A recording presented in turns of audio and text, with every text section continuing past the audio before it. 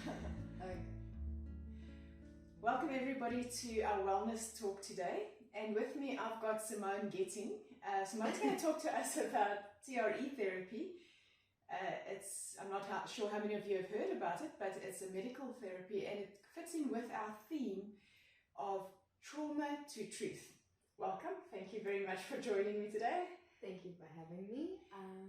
Okay, Simone, can you tell me a little bit about why I would have brought you here? So you've started your own business?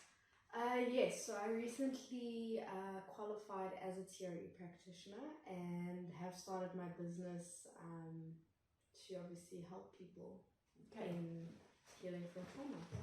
Can you please tell me what TRE therapy is? Because before I met you, I'd never heard of it. Which is really strange because to the TRE community, it's this thing that's been around for the longest time. But, so TRE therapy is essentially healing from trauma through your central nervous system. And to explain that, I kind of need to take it back to what happens to our bodies when we are going through this sort of traumatized state, or having a moment where we are being traumatized, rather. So if I had to give you an example, I think the favorite example right now is, say you're a child and your father is shouting at you. Okay, your brain signals to your body that, okay, we are in danger right now. And whenever your body is in danger, your adrenaline response is activated. Okay, so you've got adrenaline pumping, your muscles are contracted, everything is ready to either fight the danger or run away from the danger.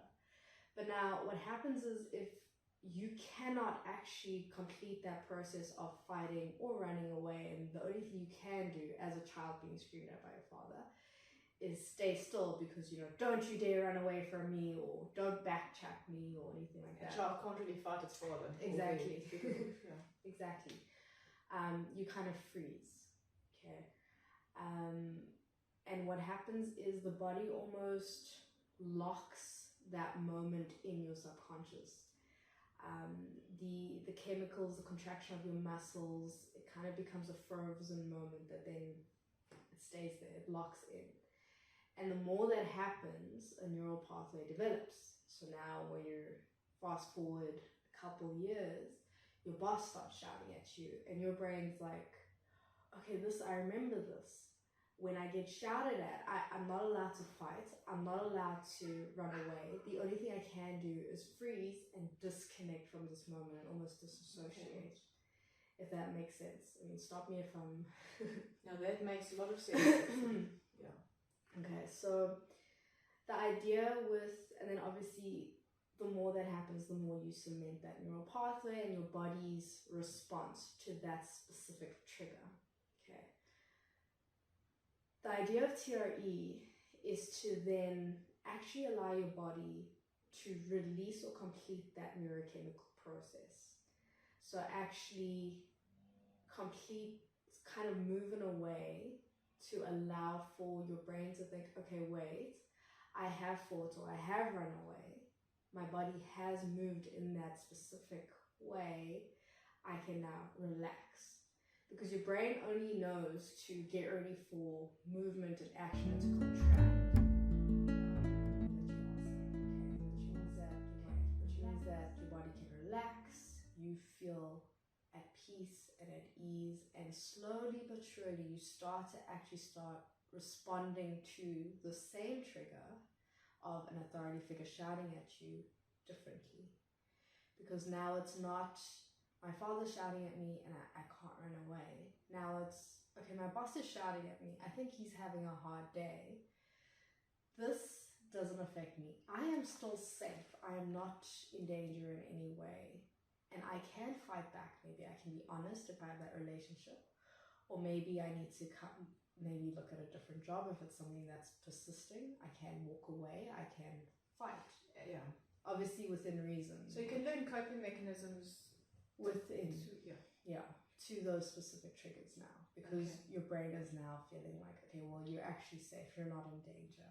I know, like with my husband, I had to he's very, very passionate, and when he gets passionate, he waves It's on. innocent.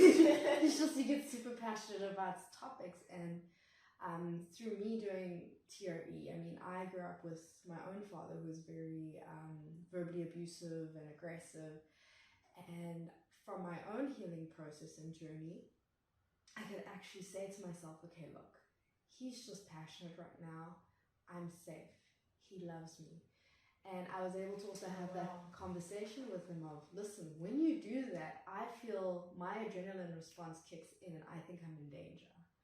So I need you to either pause and just put your arm around me, reassure me that you love me, or we need, we need to come up with something. And he does, and he has done that. And now when he is passionate, that adrenaline response doesn't kick in, which is... So there's hope at the end of the... There is hope at the end. It's not anti-anxiety meds and hoping that one day this will, not be my life anymore. But as to what TRE is specifically, so TRE stands for Trauma Release Exercises. And what you would do is you do specific exercises to activate what's called the psoas muscle, okay? Which kind of, it links sort of the back part of you to the front part of you.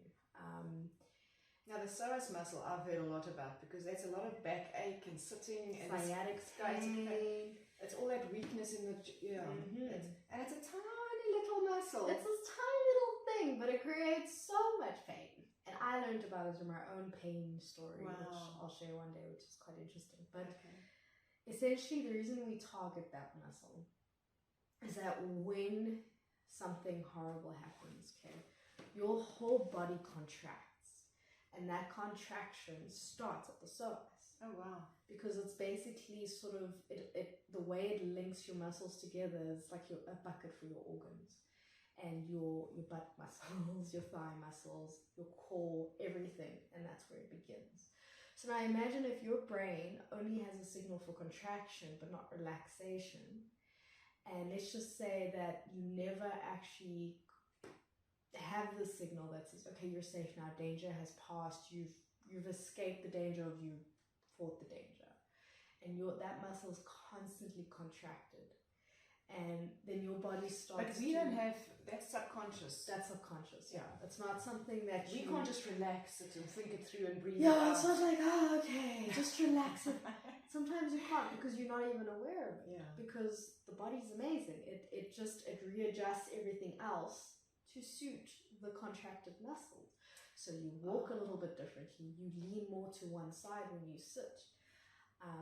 Maybe the lower part of your back becomes inactive, so the upper part of your back and your shoulders start to, work harder, so the tension's there a little bit. I don't know if anyone that I can think of that doesn't have like some kind of a back stress, tension, headache or something. Exactly, and sciatica is also becoming very common. Yeah, very common. And again, like I said, a lot of the reason I love TRE is because I went through it myself, and then because of how it helped me, I then was wanting to then share that with other people, because I had really bad sciatic pain. I couldn't sit down, but the pain was excessive. And then I actually started TRE, and I'm sitting down with no pain.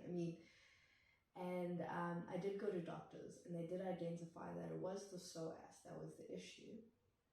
And through TRE, through the relaxation of that muscle, because the exercises you do also exercise the psoas. Okay, so you're talking about exercises. So what are you talking about? Are you talking about brain exercises or psychology sessions, or what kind of thing are you talking about? Thanks, sorry. So yes, it's very specific physical exercises that you do that follows a pattern of tension and then relaxation, tension and relaxation. And you work from the bottom of your leg all the way up to the psoas. Okay. And what that does is it activates the psoas muscle, and so that when you are in your tremor position, maybe I should actually take you through the structure of a session rather. So what you would do. Sorry, I just want to. You said tremor position. Yes. Is that what you're saying? That's what I'm saying. Okay. Yes. Okay. Let me take you through the structure of a session. So essentially a normal session would look like is you would come in. What makes TRE different is it's not a talking therapy. You're not going to come in here and tell me, this is what happened to me and this is how I feel. Okay. I just want to say that counselling and talking is very good. No, so it can be a combination, but this is not a specifically talking. My personal journey was as powerful in healing because I did a combination. Yeah, because everything is important. But what does tend to happen when talking about your trauma again and again is it starts to feel like you're talking about someone else's story. Okay. And you've actually intellectualized it so much. You give the facts. It's like, this is what happened. This is the facts. I logically know that this is how it affected me. And I understand this is a trigger for me. But you never seem to be able to actually connect to your story. And you never seem to be able to move past or heal from that story. Okay. So this is helping us to reconnect. TRE is about reconnection with your body and with your story. And so essentially, I've lost the... Okay, so we're going to talk about tremors. I just want to pick up one point. Yeah. That if somebody's got something that's so painful and deep that they don't really want to, they can't express it, this might be a good way of helping to express it in a safe kind of environment. Yes. Okay, so I'd like to know about the tremors. Okay, yeah, the tremors. So as I said earlier, we have this adrenaline response. And our body is contracted and ready to move, okay? And TRE is about, in a safe space where you're able to process things safely, we kind of activate the psoas muscle to sort of encourage neurogenic tremors. Okay? Neurogenic tremors. Neurogenic tremors. It's a big word. But essentially all that means is I'm not lying here going, okay, shake, right? I'm not making it happen. It's kind of like when someone goes through a shock trauma. So they've just been in a massive car accident, adrenaline's pumping. And you start shaking. And as they come off the adrenaline response, they start shaking. Been there, done that, okay. I understand. Or if you're very, very, very angry and you've got this high intense emotion and you just... Okay. You start shaking. And in society, because that's a weird thing to do, we tend to try and stop ourselves and we suppress the shaking. Just like we suppress our emotions, we suppress the body's natural response.